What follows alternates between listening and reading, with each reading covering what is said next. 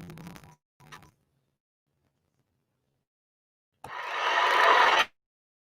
Show 97.9. What's going on, good people out there, man? All our Vibe family. Glad to be with y'all yet again, man. Y'all already know what time it is. Man, working so much. What day is it? I don't know, but I know one thing: we grinding out here. We not worried about what day it is. We grinding, man. We getting in, and we trying to make a difference out here, man. So if you ain't on your grind right now, you sitting around wasting time. Shame on you. Listen, speaking of grinding, man, I got a guy, man, who's coming on here today. I'm talking about not making excuses out here. You know what I'm saying? Opening up doors. Matter of fact, making major moves out here and showing major love, putting in work. I'm talking about director, writer, recording artist, producer, and digital media lead facilitator, man. You hear what I'm saying? I'm talking about the one and only ANWAR JAMISON, man. Let's get him in here right now, man. Big thanks. I can't wait to talk to this guy, man. What's up, man? Hey, what's up, man? I like that introduction. I appreciate that. I'll take all of that. Yo, man, it's well deserved, brother. You've been putting in work out here, and I, for one, am a big fan, and I appreciate the work that you're putting in out here, man. So, no, thank you for allowing us this amazing opportunity, man. Real talk.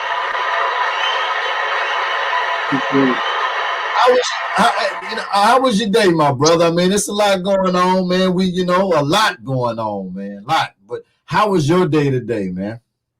Man, my day was cool, man. My day was blessed.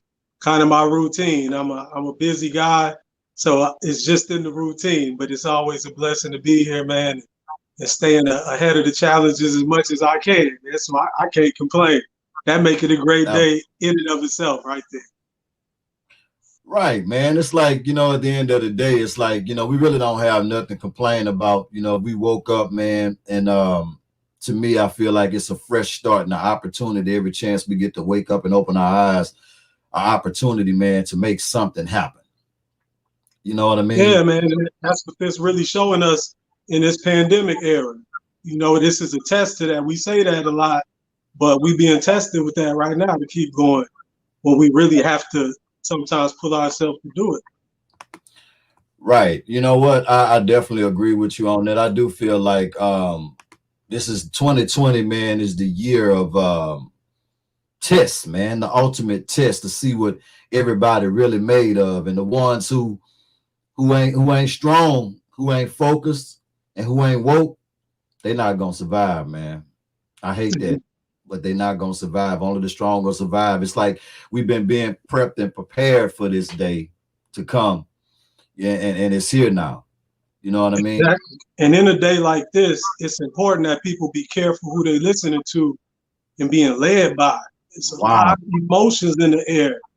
And I see some people, you can be steered in the wrong direction. A lot of people, we need to take a deep breath in this era, analyze all the information we get. Right. Really be on top of what we do, and don't be so just because this person said it, that person said it. Yeah, we need to be open-minded right now. We need a lot of communication right now. Right. And that's the first step to a lot of this. Man, you ain't never lying about that. I definitely agree with you on that, man. It's just like a whole bunch of distractions too that's going on too to try to derail your mind from what's really going on. You know what I'm saying? But I think that I ain't gonna lie. I think that the millennial generation, I think that they are attacking it head on. You know what I mean? They make it a lot more noise physically than what we were making. You know what I mean? We were talking about it and you know what I'm saying? Trying to put something together, but sad that it took an acts of death. Being seen, because all this stuff, you and I both know that this stuff been going on, man. But actually seeing it being captured on world news, I think that it hit a little bit different. It hit very different. And what I've been reminding a lot of people though, because you made a point about this generation and how been getting it popping nowadays, but I've been challenging people to go look at your timelines from 2016. And a lot of people saying, we haven't seen this before. We haven't seen people trying to come together in this way. And it's a lot of people outside the Black community now. And a lot more, it's corporate and we seeing a lot, and that's cool for those who sincere. But I'll be reminding people the summer that Kaepernick decided he needed to do something, that was why he kneeled in August. That 2016 summer felt a lot like this. I think a lot of people forget we were at a point then, and a lot of times the way those tricks, water came and got poured on the fire. That's why I say sometimes watch who you following. Some of those so-called leaders there just to put the water on it and put it out. And that's an old trick. That's an old trick. We get us with that every time. We just got to read the book. Right. And you know what? Like you said, they're actually in position to do that, to water it down. You know what I'm saying? Which is sad to say, because I seen something, I seen a post somebody put up the other day, and it's like they were talking about Donald Trump, you know what I'm saying, and that he was the front guy, you know what I'm saying, or whatever. But he tweeted out Donald Trump. I think it was a snapshot of a tweet that he put up, and he was like, man, why everybody attacking me? He was like, and then he had like pictures of all of the Black people that's been in office, all these years, sitting in positions, you know what I mean? And he was like, man, all this, what's changed? Yeah. That's why I say, hey, when they say the more things change, the more things stay the same. And it's like, look, it's a track record. That's why we just can't have a short memory, man. And that's why I understand everybody's emotions. It's a lot of emotions wrapped up in it. But sometimes I laugh. I say they talk about Trump like he Thanos. It is just be like he's about to snap his fingers and destroy the world. And he's this one person. I'm like, he the first person that came along and feel like this about. Come on, man.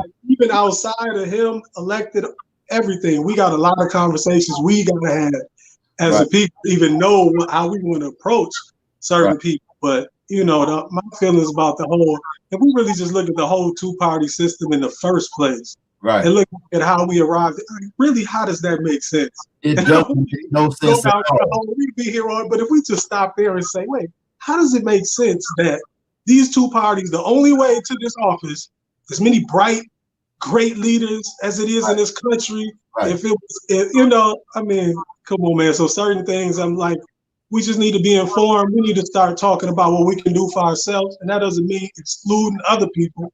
But we have to have some things in common, as people have done in the past. Like Black people have done this in the past and had national meetings.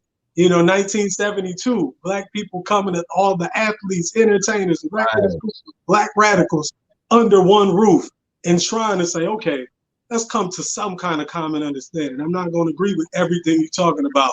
I'm not going to agree with everything you're talking about, but let's agree on these bullet points for Black people right now, and now go forward and talk about everything else. So that's what I want to see happen, man. I want to see the people with this real power we keep talking about, these people we look up to, the people who seem to have the best intentions in mind, try to call everybody to the table. It's been done before. Let's share that information. We can still look at the platform they came up with out of the 1972 meeting and start there. And then pull everybody together and say, hey, they came up with a real agenda. Ice Cube. Ice Cube is doing what he's doing now. He came up with something. That's the type of thing we got to do. Whether we agree, people need to go look, see what Ice Cube or whatever, and see, okay, he came up with a platform. This is the plan for Black America. See if we agree. Somebody come to him like, Cube, no, change this. Let's do this. So that's not real dialogue. So I appreciate stuff like that, man. That concrete action. I ain't gonna lie. I definitely agree with you on that, man. And you and I both know that it's gonna take more than that. You know what I'm saying? It's gonna take more than that. And something you did say that kind of stood out, man. A lot of the people that they look up to, because I don't look up to them like that or whatever. You know what I'm saying? You feel me? Like I but feel they're in position and they have the juice, and it's like they don't really speak out though. And I would like to get your perspective on that. Like they not really, when they got all of the resources and financial capital and everything to really like be on the front line with it. Why do you think that the people that they look up to, why do you think that they're not really on the front line like that? whose money do you really have? That's what it comes down to. Is it really your money or is it strings attached to this big check? And I always told people, it's always a debate with us about ownership. And then it's like you'll hear somebody like Dame Dash or whoever the case. I put him up as an advocate. I always admire Master P. That the deal we always hear about with Master P, when he walked in and said, I don't want the money up front. Right. And then I'm going to keep a bigger piece of ownership on the back. Mm-hmm. Bottom line is, if you buy a lemonade stand for your child, you can tell your child, this is ours 50-50. But if you buy the wood and you pay the water bill and you buy the lemons, you can always take it away from your child when they do something you don't like.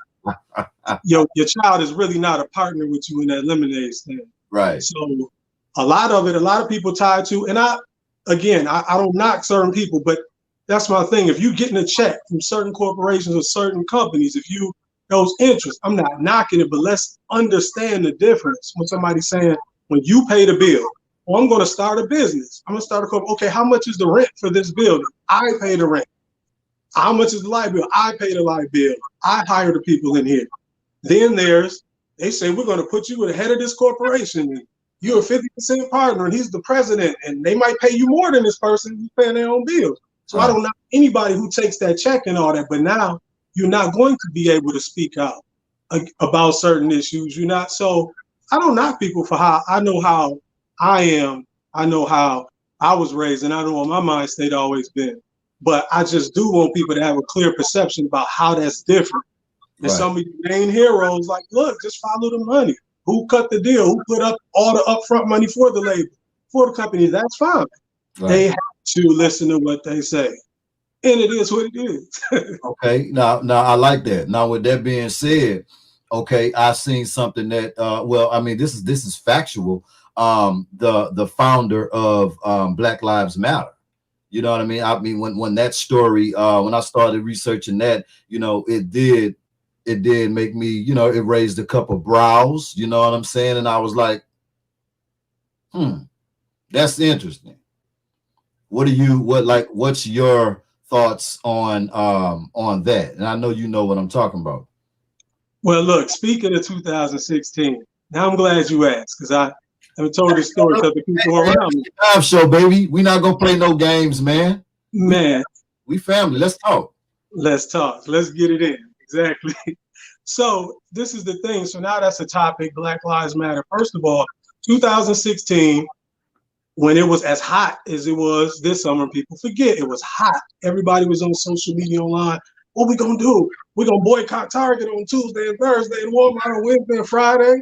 Or are we going? People were throwing around all these plans. Right. So I said to myself, wait a minute. I said, we all screaming Black Lives Matter because that's Black Lives Matter started out as the people. It was like when people said Black Power back in the day, and then it became something. But I don't remember anybody starting a corporation called Black Power, having an office building, having a phone number like, hello, this is Black Power. The brands, yeah. So when again, 2016, I got the sincerest intentions. I'm not trying to, I'm like, man, Black Lives Matter. Oh, that's a real organization. Oh, they got a website. I'm like, they're as much of an organization as the NAACP was or the UNIA or whoever. I'm like, okay. So I started researching. So I started hitting them up on social media. Everybody who was listed as a leader and everybody, I'm like, what's up? I'm on social media like, hey, the people want to know what to do. It's cracking. We on social media arguing, you know, like, what's y'all plan? Like, we ready to listen and ride. Like, first they was ignoring me. Right. Then one guy who was leading at that time, whatever he's going, he just liked it. And then the young lady, she hit me back when they finally responded. She said, well, isn't that the point for everybody to figure out on their own what to do and us not have to tell people what to do and just get free? And I was like, and just get free, like just like that. I was like, hold on, wait a minute. Like y'all, everybody's screaming his name like somebody has funded this corporation. Y'all the real name. So it became that thing. So as Black people, please, we got to stop. If somebody points this out, but you just point it out or ask about it, listen, Black Lives Matter is the spirit of us. They meant that when they first said that, when people was chanting that in the street outside of a corporation and all that, that's us. But we do reserve the right to ask questions about who the corporation is, why y'all gotta answer these questions, where y'all at now, why a microphone in your face. If somebody say you the head of, like, you should have this right now. Like, what do you feel about it? That was my thing. So yeah, as Black people, those are the kind of questions we have to ask. You're not hating or knocking somebody to ask that question.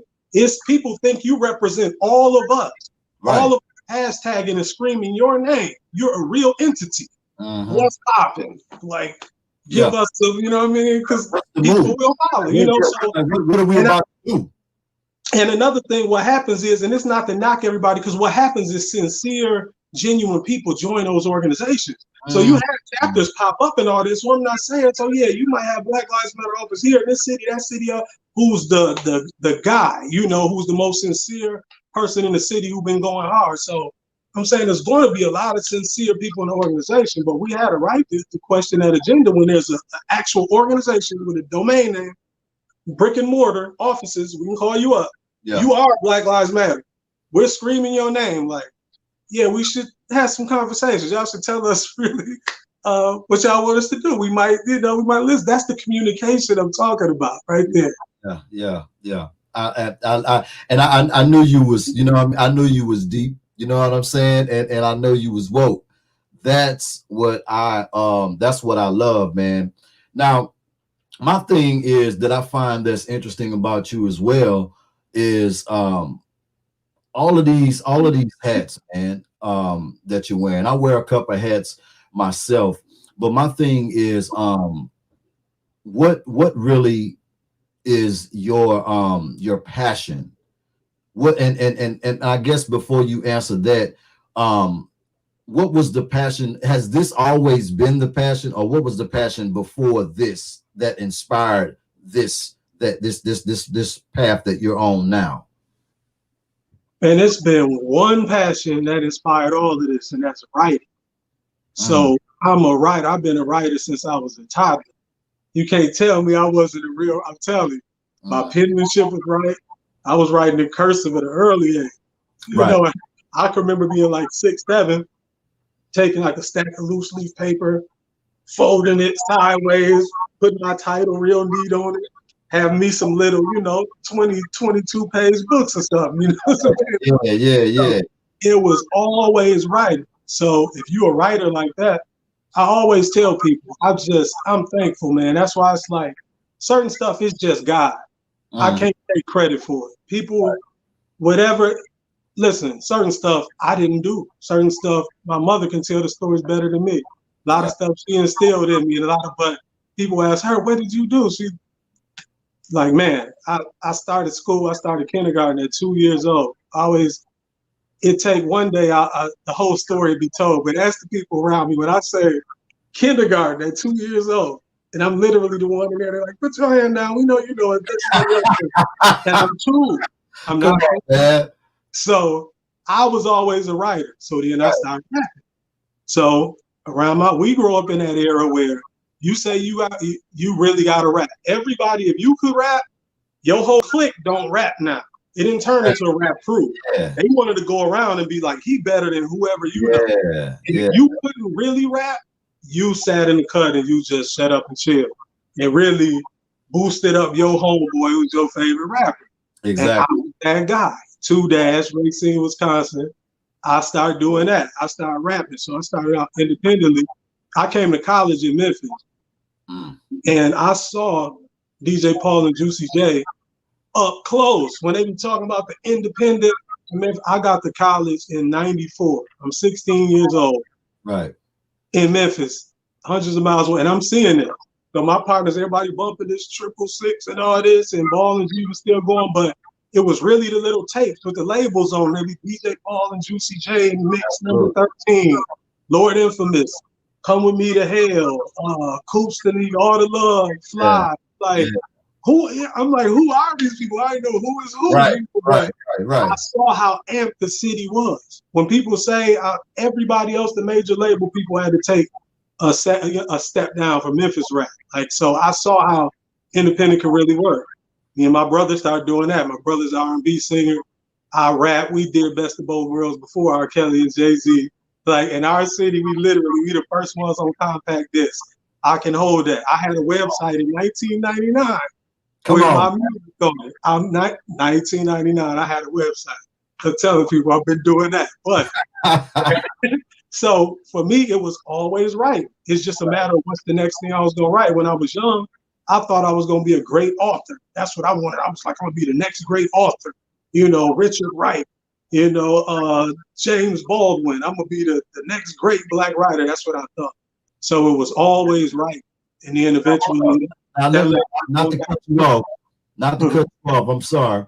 But it's interesting, man, because that's how you know, to me, that's how you know when it's special, because how many brothers you know in that era, in that time space, was on that like that. You feel what I'm saying? That's God given. You know what I'm saying? You don't just, how many, I'm talking about, I can look back at my era and my partners that was inspiring to be writers. Man, I was alone, bro. Like I stood out, but it was something I kept to myself, but that helped me escape. You know what I mean? That was my escape from the hood. And then I was conscious of this at an early age, the same way people use use athletics and use sports to get out of the hood. Like, I'm gonna make sure I get this scholarship.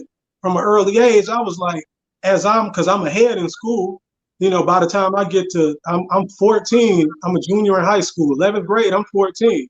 Most of the time I figure, you know, 13, 14, whatever you're going to start drifting off into, that's about to drift. Right. Some people start earlier, 13, 14. By 16, you pretty much knee deep in it. So at 14, that's how it starts to go. My neighborhood, how we grow up, all my friends, most of us sell dope now. You know what I mean? If it's a 7, 8, 9 man clique, 4, 5 of my guys sell dope. Everybody is gang, is whatever. But it's like, I'm seeing a way out. Like at 14, I'm like, hold on.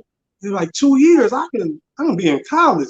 I love Different World. I'm looking at it like, hold on, I can be Wayne Ron in about 2 years. I could be living like Dap Dunlap on school days in about 2 years. I'm like, it's starting to be a reality. I'm like, I got a way out. So that was extra motivation. Like, I wasn't really on that anyway.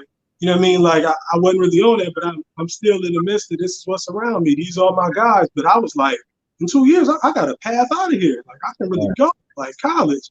And so I use college as escape, like people use basketball, football, or whatever, you know, to get that scholarship. So it was always writing. To come back and answer the question, that's writing is the passion. That's why I loved it. That's my passion. And that was my gift from God. I got to give him the credit for that. Because I'm telling you, I was writing very early. I didn't do that. I just started there.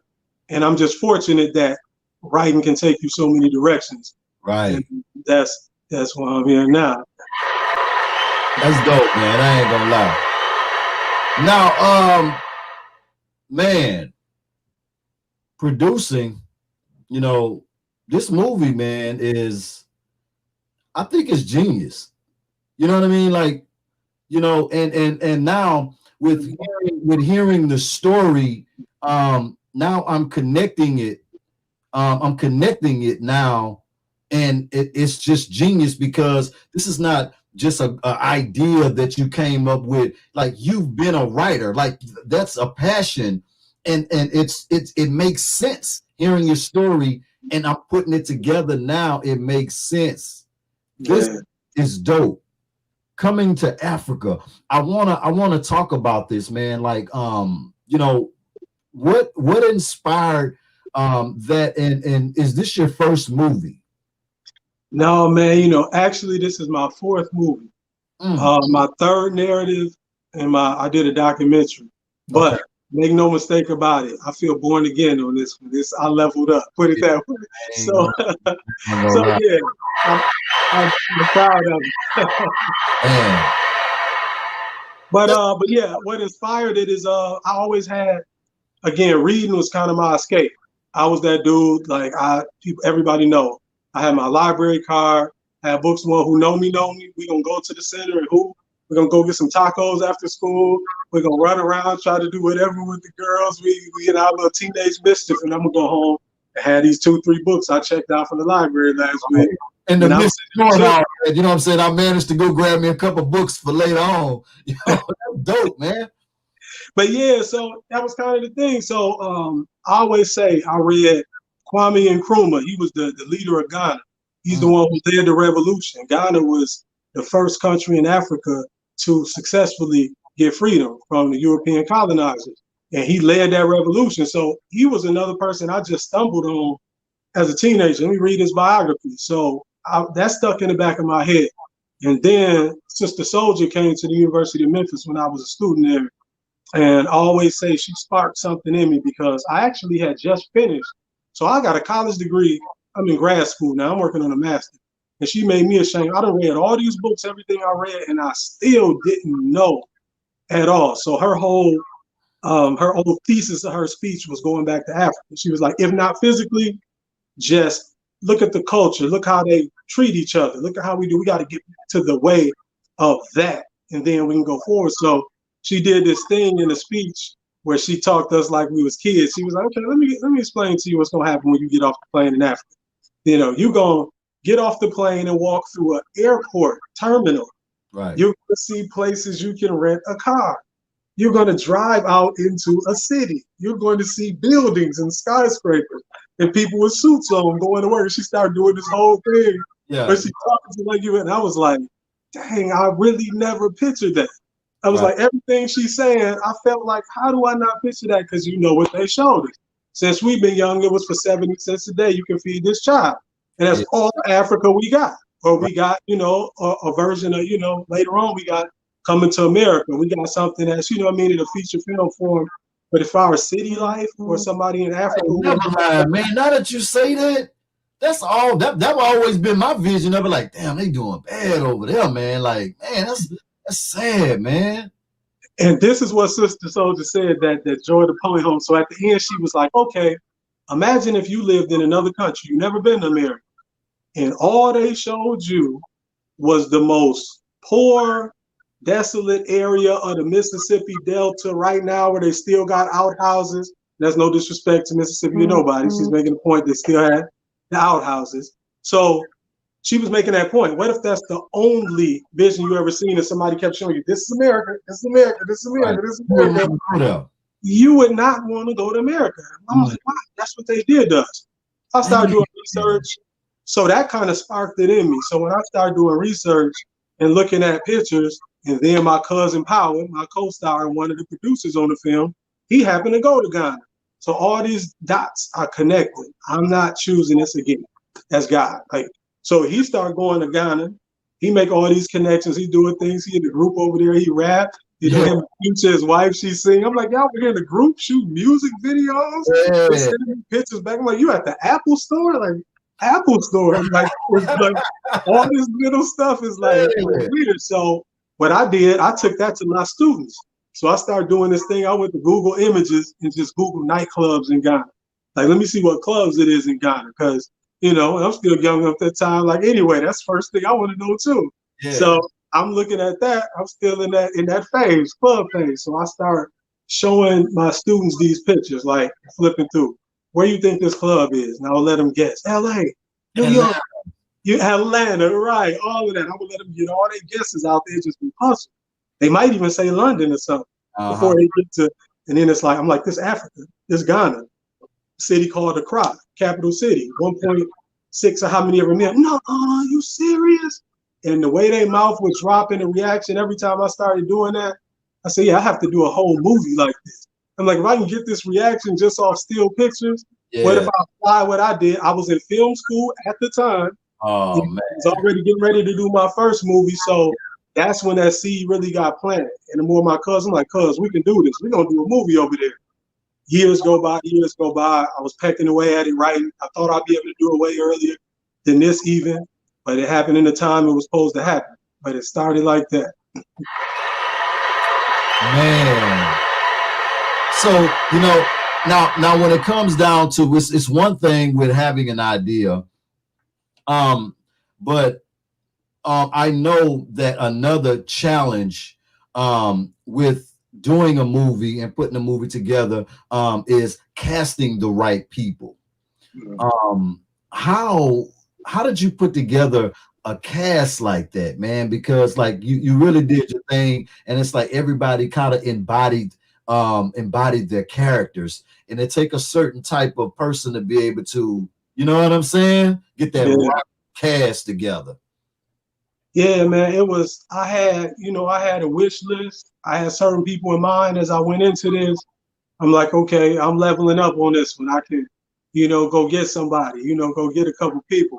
And I started thinking about people from movies that stand out to us, I come up in that era when the 90s movies and all of that.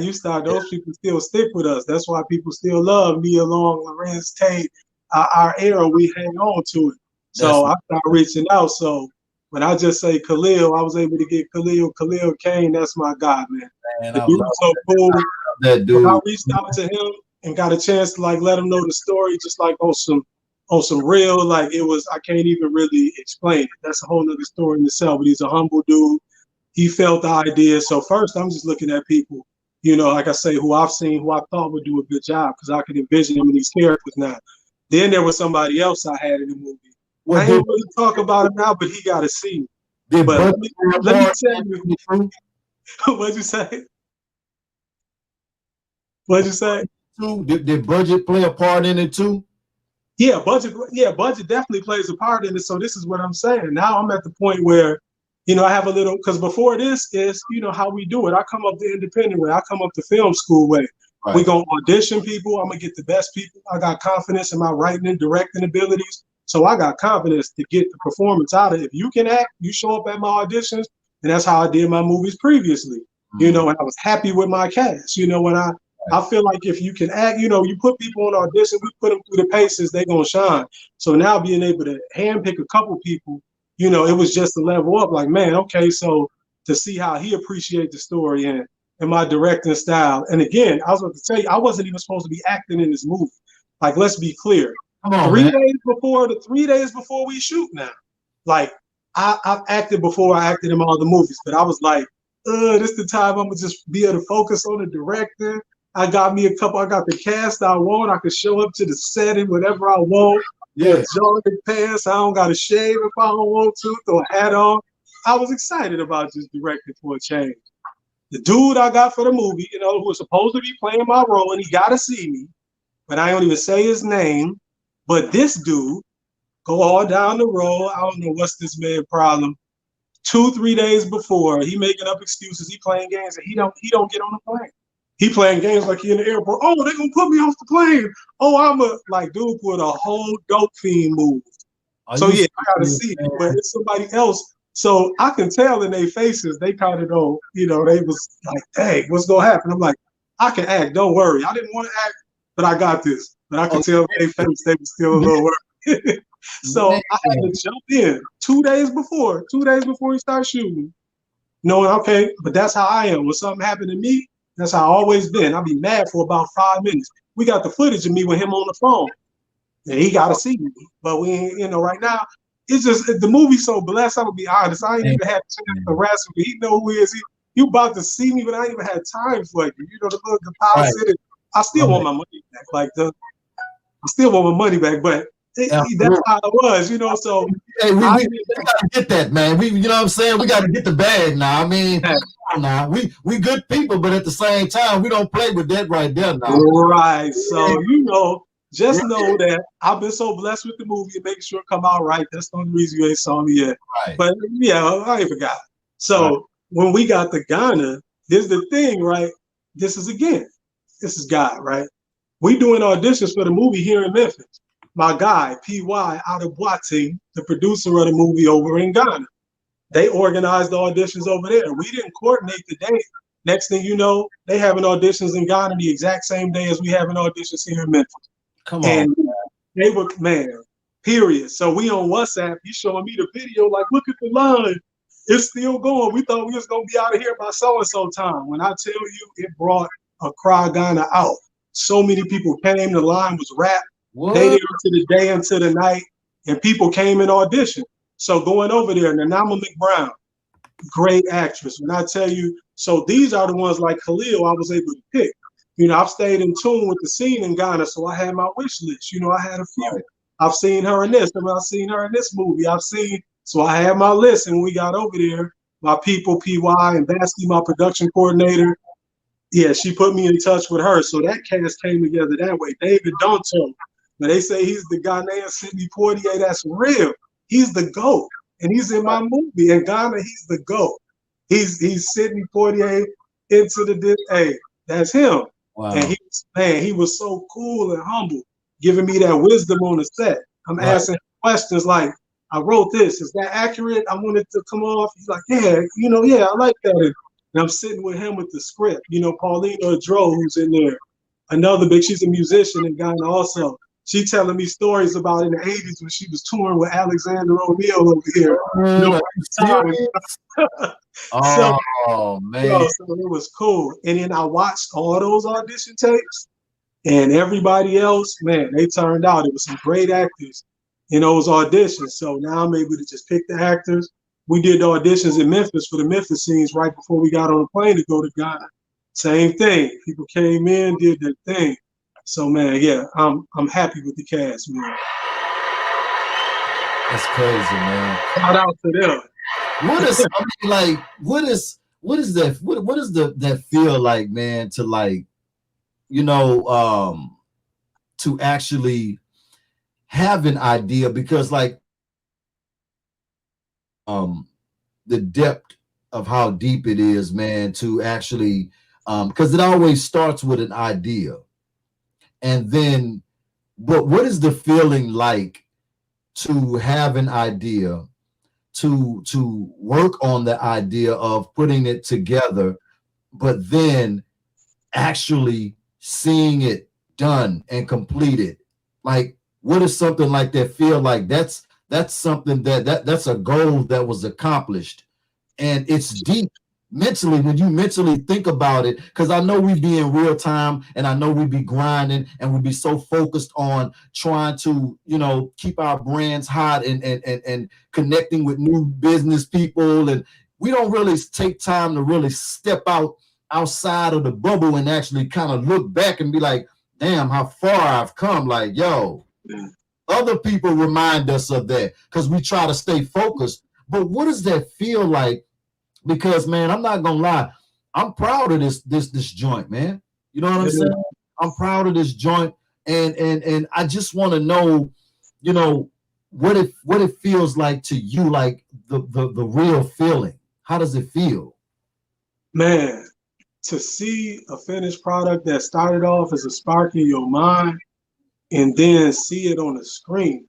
That's why I say, when they say movie magic, movies really are the closest thing to magic as far as how we think of, because we sink off into that illusion when you do it right. The audience will believe anything. If I sit right here in this movie and I snap my fingers and got a stack in it, you know, you ain't gonna be like, he can't do that in real life. Oh, he got magic. He can make money appear in this. Let me see where this story finna go.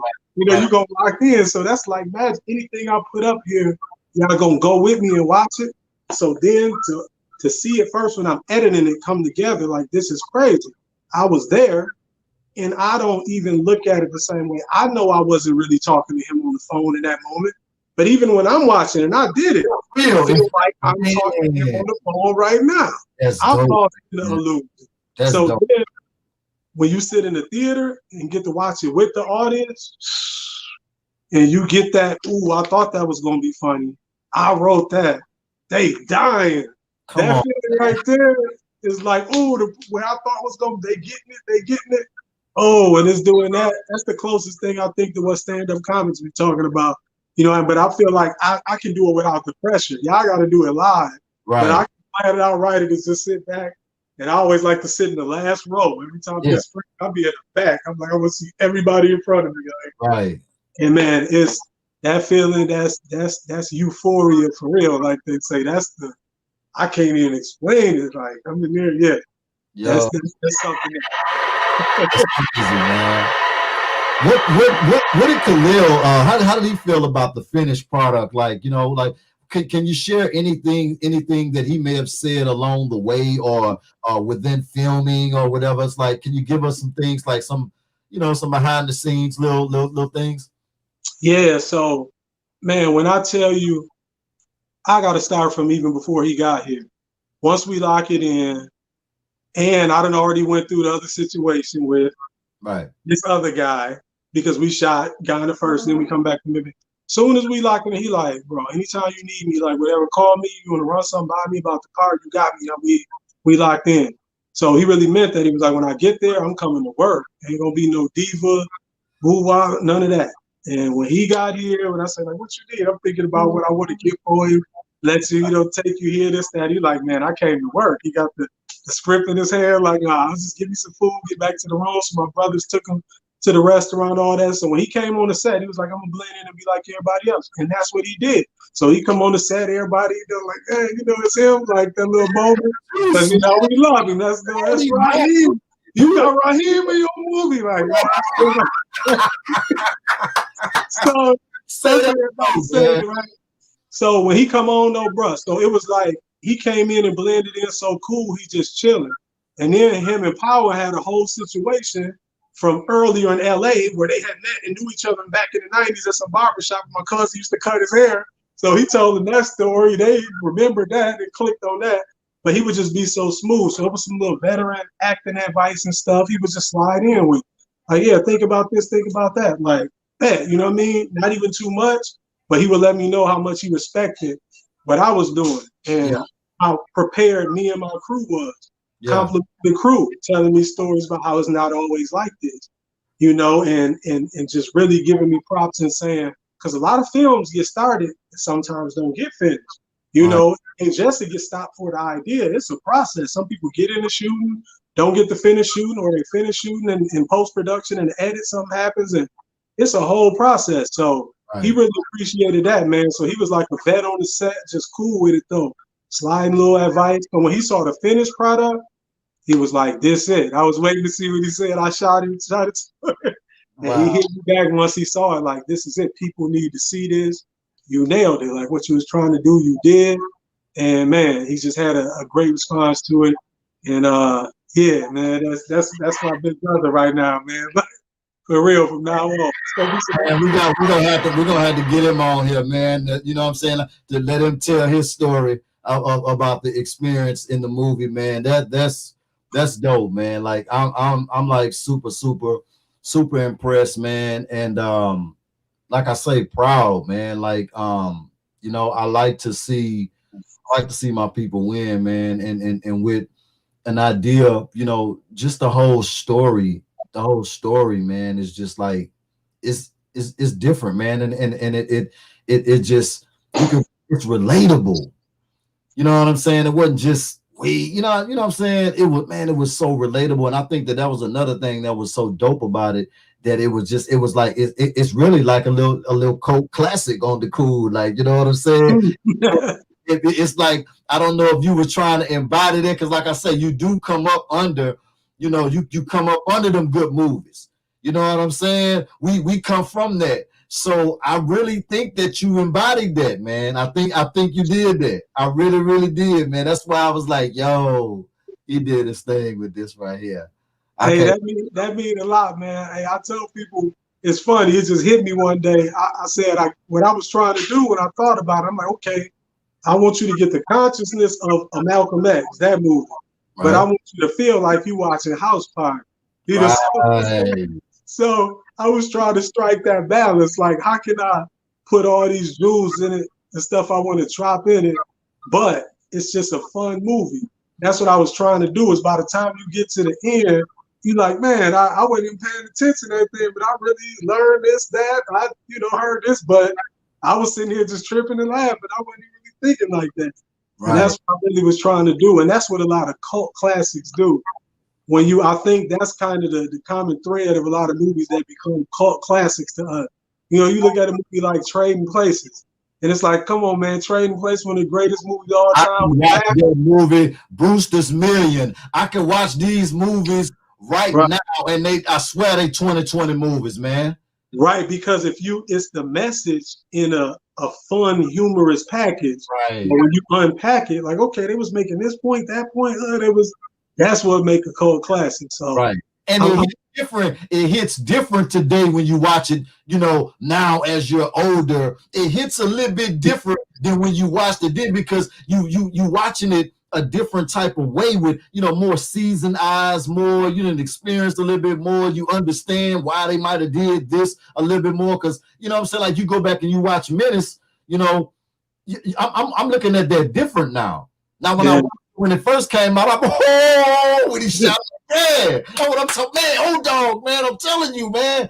Oh, damn, old dog, he ain't really had to do that like that, man. He really kind of like, you know what I'm saying? And then you go back and watch it, you like, man, damn, man.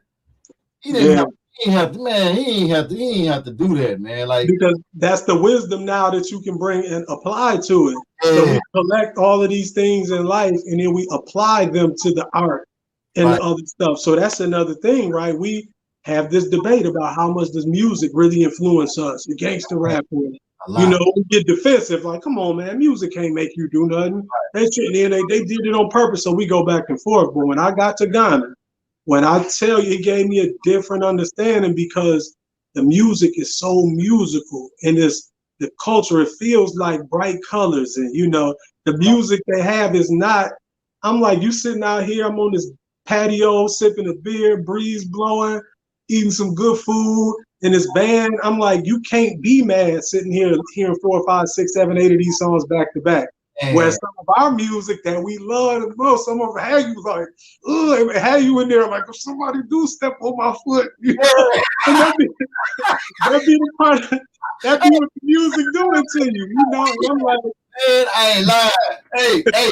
Hey, I'm serious, man. You just hit it right there, bro. You just hit it right there. That's fascinating that you just said that, because that is real. That's exactly what it is. It does control the emotions and the way you feel. Like you turned up, we getting ready to all go out, man. It's Friday, we got paid, we finna all go out. We turned up and we listening to something just gangster going to the club. Man, I'm telling you, it's going down. Oh, man, you know what I'm saying? Because again, now you said the same thing. When you got older, you look at Menace and you look at things differently. Now you're applying your wisdom to it. So as we get older, we take for granted that we can be like, oh, it's just entertainment, and look at it like that. Right. But to more impressionable minds who haven't acquired that wisdom yet, to look at it a certain way. I look back at myself. I say with Snoop Dogg, I ain't gonna blame him for nothing.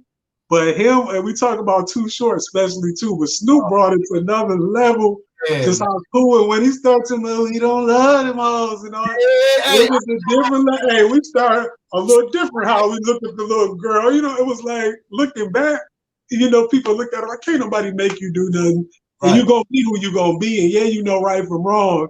But he was making a different mentality seem a little cool. You know, and some of the other ones, we wanted to emulate that. I wasn't on no gin and juice to Snoop them start coming with that. I wasn't on that gin. I wasn't on the 8 ball, the 8 balls until all that stuff. Like we really embodied music. That's really kind of all we had on the cool. You know what I'm saying? I gotta blame DJ Quick for one thing though. I am gonna give DJ Quick the blame for in college. Now I don't recommend nobody, I'm not an alcohol proponent, drink responsible. Right. But my first time drinking to the point where I couldn't remember, I didn't believe that really happened. He had a song called Tangeray on that Safe and Sound. Yeah. And he was singing Tangeray, how you out of your mind, little. We go to the store. Give me some Tangeray. I couldn't drink orange juice for a year because that mixture, every time I smelled orange juice, I felt like Tangeray was in it for about a year messing with Quick. So it was, that song made me want to go see what that tastes like. Right. Man, that's amazing, man. Like that's a whole nother conversation right there, man. Like, you know what I'm saying? I think that you got to come back on here, man, and we gotta we gotta throw some topics out. We're gonna open up the phone lines, and I just want to just get different people opinions on we can I really want to highlight that conversation that we just said, because I think that's really valid, what we were just talking about, and never really talked about it on a broad, you know what I'm saying, trajectory. I think that'll be dope, man. We got to get you back on here, and we're gonna talk about we're gonna grab a couple of topics, and we're gonna open up the phone lines. We just to see how other people, you know what I'm saying, get their opinions on how they feel about it. And we'll also I think I wish we would have did this before too. We could have did like a little thing where we could have got like a fan participation thing for the movie. Maybe did we'll do it because I know you're gonna be coming up with more amazing things, and I'm involved now on your media list. So we'll put something together where we'll do like a giveaway and get like some fan participation over there. Name your favorite part or whatever we could do to shine more light on the projects and the great work that you're blessing us with. You know what I mean? Sometimes, people just got to get tapped in. Sometimes you got to just be like, hey, check this out over here. This is dope. You know what I'm saying? A lot of people just don't know it sometimes because everything so with social media is good, but at the same time, you can't you can reach people, we connected, but then it's like it's so much of it now. It's like, man, you can't really fall in love with nothing no more, because it's like here comes something else soon as you got something dope. Here come 1,800 more people coming. I'm about to drop this one new album, you know what I'm saying? It's like, damn, had a shot, but it's like they just trampled over you because they might have had more money for the brand or for their marketing or whatever. So you guys, you know what I mean? It's funny times we living in right now, man. You can't fall in love like those albums that you were just talking about. Like we fell in love with those, man. You know why? Because everybody was different. Wasn't nobody DJ Quick, wasn't nobody like Snoop Dogg, wasn't nobody like the Chronic album, wasn't nobody like all of these great, amazing artists that came out. Everybody was different, man. And we could just fall in love with them. Yeah, people, man, you can think if people think hard enough and really hit by certain people will change their style because of somebody was biting them. And if you really was on them before that, his whole style changed, or something like it was that much, or people would come out and be like, no, I sound a little like, let me change my stuff, or change my name. You didn't want to sound like nobody else. Like it was forbidden. What happened? It's like, it's like if you popping, okay, cool, sure. We're gonna mimic that right there. And it's cool to do that. Because our era wasn't like that. You know what I'm saying? Man, you had to have and like I said, it goes back to it's so easy to do it now, partially too, technology-wise. We didn't have those things. We was having to pay, at the least, 25 an hour. Your man got the 25-hour studio to go in there. I'm gonna have these 2 songs wrote. They know how I come. I'm one taking them. I'm mad when I mess up. So I can get two songs done in 2 hours for my little $50 and stuff like that. When I'm 17. You was gonna take it more seriously. You didn't have some Pro Tools or a mic in your house where you can just let stuff go. And so it made you take it more seriously at that time. Like it was precious for you to even lay something. So you wasn't gonna play around with rap back then. Like it was you was selected.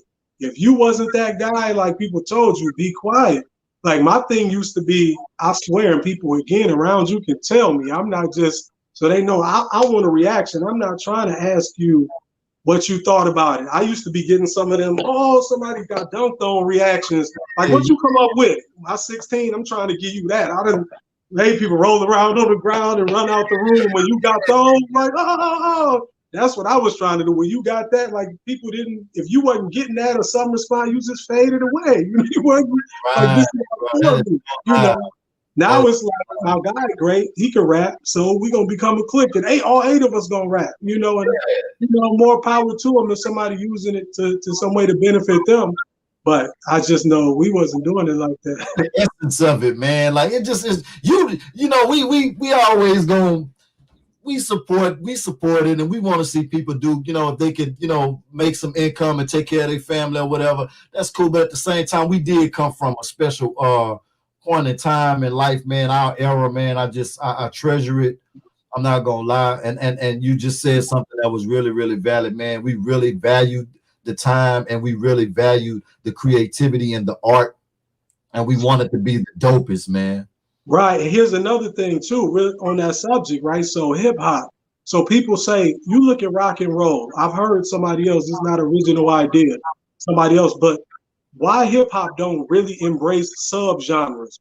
Rock and roll did that. So if you was rocking one, all of a sudden it was heavy metal and Right. death metal and soft rock and light rock and all this stuff. So rock, they was allowed to do that. So I'm sure people who was listening to the hardest of the hard rock wasn't the same crowd as listening to this. So a lot of the stuff that's done where you're not trying to be lyrical at all. It is just a vibe. When people say it's a vibe, they just swagging out to the beat knocking. And we listen to that at a certain time. That's a subgenre. You know, people throw around words like trap music, throw around words like different, but legitimize, that's real. You know, T.I. did a museum for it. Let it be what it is, different than what Nas is trying to do. Exactly. That's right there, so, man. That's dope. It turned into a derogatory thing. It shouldn't be derogatory. So it turned into us. That ain't real hip hop. That automatically became an insult.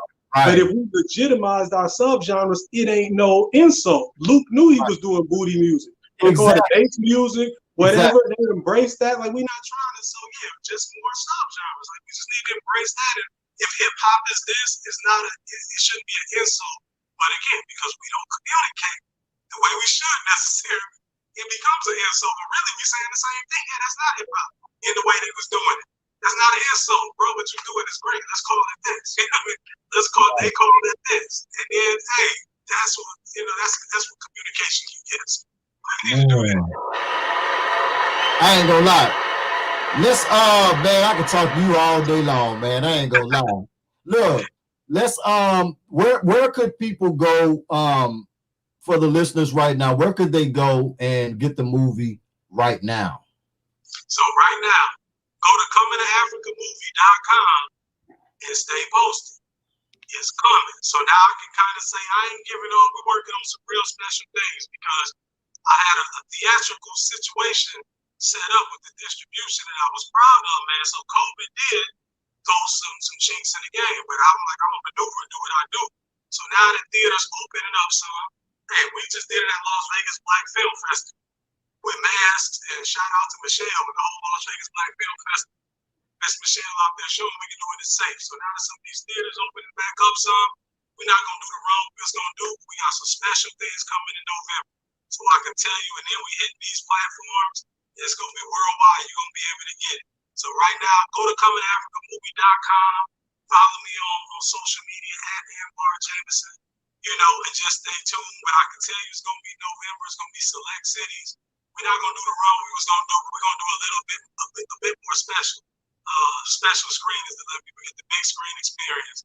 So they just hold tight. A lot of people ask me, when can I see it? When can I see it? It's coming, bro. It's coming. It's coming real soon. Yeah. So November, look out for it and stay tuned. And we got a special rollout because I want to make sure it get rolled out like it deserves. Right, right. Okay, so you I got to get an invite to the premiere, man. Like that's gonna be different, and we could do the live. We could do some live interviews at the premiere, the whole nine, man. We gotta collaborate and put this together, man, because this is definitely gonna be an experience, and I definitely want to be a part of the experience, man, because the vibe and the atmosphere when this drops, it's gonna hit different. I'm telling you. Damn, I appreciate that. Yeah, let's make it happen, man. We gotta stay tapped in, keep it together. Oh yeah. Oh yeah. Bring the cameras out, man. Bring the lights out. It's a big deal, baby. You know what I'm saying? It is. Trust me, some special things planned. I just can't even say right now. That's just in development. Like, I know. Posted. And you want to come through. We're gonna plug up. We're gonna plug up to have that direct access to be able to, you know what I mean? Because I already know it's gonna be special, man. Look, I want to thank you again, man, for just for coming and hang out with us, and for me, the Vibe team, the eSource team, and Plug Star, man. We want to wish you more blessings and more success with everything that you're doing right now, and everything that you're gonna be doing in the future, man. The stars is where you headed to, for real, man. I ain't lying. Hey, look, before we get out of here, man, go on and get some shout outs, man. You can get some shout outs to your family, your crew, staff, your fans, anybody you want to shout out, man. Let's go on and shout these people out, show them some love before we get out of here. Man, I gotta shout out the whole cast and crew. I gotta shout out Power and Future. I gotta, first of all, like I say, God gave me the gifts to even do this. I gotta say, first of all, like, man, the innate abilities. Thank you for that, God. I worked hard, but some stuff was there. You know, so man, everybody who's a driving force behind this, it's a long time coming. My whole family, mother, father, brother, sister, my wife, kids, man, my support system is small, man. My guy T is his birthday today. I don't know if he watching this, but he'll see it. But came up from the bud with me. I saying racing from an early age. It happened to be his birthday today, so happy birthday, King. On your board day, that's my guy. But man, my whole clique, all of them I came up with, you know what I mean, who did what we do. And the cast and crew in Ghana, I appreciate y'all. PY, my brother over there, that's the producer. PY, watch out for him. You're going to see me and him doing big things. Bassie Muhammad, my production manager over there. The whole cast and crew in Memphis, Khalil, obviously everybody, man. You know, you start doing this, you're going to leave people out and you hate it. But everybody, they know where my heart is, man. There's so many people. But yeah, my circle is tight, man. So I do want to give a shout out. I'm not trying to be funny, but I really want to give a shout out to everybody I asked to help me with this or came to you when you said no. Now, not even a no, like I can take a no. Everybody can do, but the people who didn't even want to listen to me, like when I gave you my resume, everything I done did, I couldn't even get 5-10 minutes to talk. I thank you because I don't owe you nothing. I owe this 100%. Thank you for saying no and not going to change. Thank you so much. We love y'all. Thank y'all for that, man. Man, that's dope.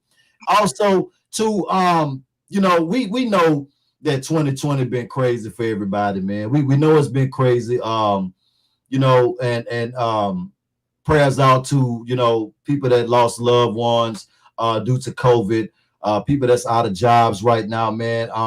You know, prayers go out to the people out there in Cali, man, who going through right now. The people who dealing with these tornadoes and you know, displaced and stuff like that, man. Prayers out to all of them, man. For those people, can you leave them with some words of encouragement, man, or uplift to lift their spirits up if they're on listening right now? Yeah, just understand that there's people going through it also, and I know, man, there's sometimes the mental strain I can only imagine for some people. You know, I just feel fortunate in a certain way. I lived a lot like this anyway because I was so busy with this. I spent a lot of time sitting down in front of a computer anyway, you know, than some of the stuff. So for the people, man, who going through it, just try. I know it's hard to do, but just one foot in front of the other. And I just always, that's all I ever did is I just didn't quit. You know, I just recognized what I could do and just try to keep pushing. So I had hard days like anybody else. We all go through it. But man, if somebody could say, oh, the next day, the next thing, I'm just goal-oriented. Like, purpose is the greatest thing you can do. And so if you're going through this and you don't have a specific purpose, and make it small, like something that'll make you happy. Baking cookies for somebody. If you're great at baking, you know, bake for some people. And whether you sell it or not, or something, you know, like that hobby you got, like pick back up that knitting needle, like sew a dress or something. You know how to sew, you know, like get back to the gym. If you was cut up in high school, but you didn't slip, like, you know, some purpose every day, man, to make us happy. So I'm just thankful my purpose is tied to my passion. So, you know, just try to one foot in front of the other towards something that's going to, you know, give you some sort of fulfillment, man. That's what we need, man. Absolutely. Let's put them social platforms out there one more time, even though it's scrolling at the bottom of the screen for people. There's still people that just don't be paying attention. They paying attention, but they just not paying attention. let's hit them with them social platforms and ways that they can get connected, and let's plug them up with that expected date that they can look forward to this amazing movie, this amazing film coming to Africa, man, for my brother. Yes, ANWAR Jamison, ANWAR JAMISON. Like you said on the screen, Simple. at ANWAR Jamison to get you to me. ANWAR Jamison on Facebook. You know, comingtoafricamovie.com is the website. Again, November. And we got some special things. So you got to come on the site. It's a box. Come to the site, type your info in, old school. You know, reach out that way. Social media is cool, but let's get these direct emails so we can stay tapped in that way. And you're going to get the official dates. But just know that November is going to be special. And leading up to that, and you can prepare for it. Don't miss the boat, man. Get connected and get plugged in with amazing people. I'm telling you, I have delivered you guys yet another exclusive. I told y'all that I'm connected with some of the most amazing, most talented people on the planet. I keep trying to tell them that, hey, man, they don't listen to me, man. Look. Hey, you're going to have to show them there. You just got to show them. We got to, man. Thank you again so much, my brother, man. Mad love and respect, my brother. Hey, I'm going to get at you, man, so we can get that direct line. Till then, stay safe. Protect yourself, man. Blessings and love to you, my brother. All right, love, brother. I'm going to talk to you soon. Hit me up. Let's tap in. That's my special guest, the one and only ANWAR Jamison. Dope.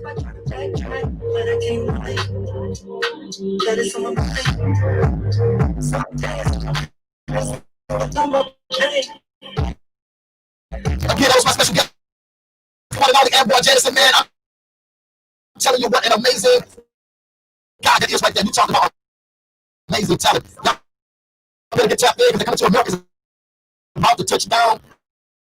I'm talking about explosive. Make sure that y'all go and follow his Instagram right now. We got all the information in this bio to be able to get tapped in. And don't miss the support. Amazing people, man. It's not hard to do. You're looking for dopeness, I just deliver it to you, man. ANWAR Jamison, make sure y'all go and follow me on that. ANWAR Jamison on IG. It's really, really simple. Look, again, y'all make sure you tap in and log on to www.thevibeshow979.net. Get plugged in. We got music streaming 24/7. Some of the dopest artists, man, I'm talking about on the planet. Also, for the latest updates, man, just log on over there. Again, www.thevibeshow979.net. Also, wish over to the App Store and get that exclusive Vibe Show 97.9 exclusive mobile app. Yes, we are mobile now. You can stay plugged in 24/7. Y'all rush over to the App Store and get that Vibe Show 97.9 exclusive app. Again, make sure y'all go and follow my special guest, the one and only ANWAR Jamison, and be on the lookout for that new Coming to America movie. Is going to be dropping soon. And also, you heard what he said. You got some pop-up things that's going to be happening too. This guy got some special things going on. I'm going to be tapped in. I know that. I don't know about y'all. You can sleep if you want to, but that's on you. Y'all know my slogan. Peace, love, and blessings to all of y'all. I love y'all. It's the Vibe Show 97.9. I'm out.